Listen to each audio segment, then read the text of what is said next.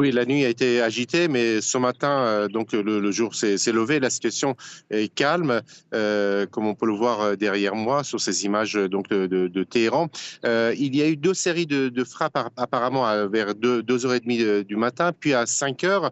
Selon un communiqué officiel, les frappes israéliennes ont visé des sites militaires dans la province de Téhéran, mais aussi dans deux provinces frontalières avec l'Irak, la province d'Ilam et la province du Khouzistan, donc à l'extrême sud-ouest de l'Iran.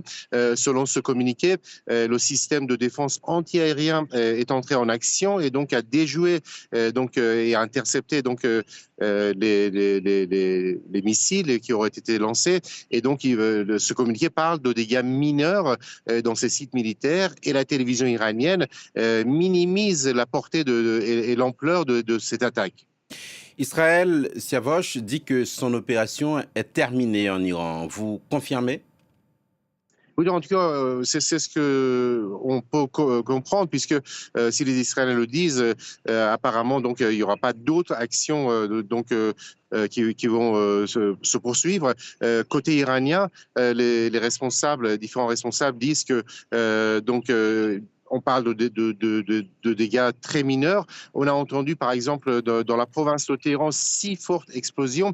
Selon la télévision iranienne, une partie de ces explosions, de ces bruits, étaient dus à l'entrée en action de systèmes antidéfense.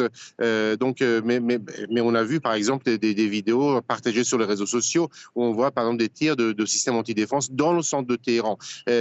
Apparemment, les cibles choisies sont situées à l'extérieur des grandes villes, notamment Téhéran, mais aussi dans les deux provinces qui ont été visées. Quelle réaction possible de Téhéran, Siavosh, après cette vague de frappes israéliennes?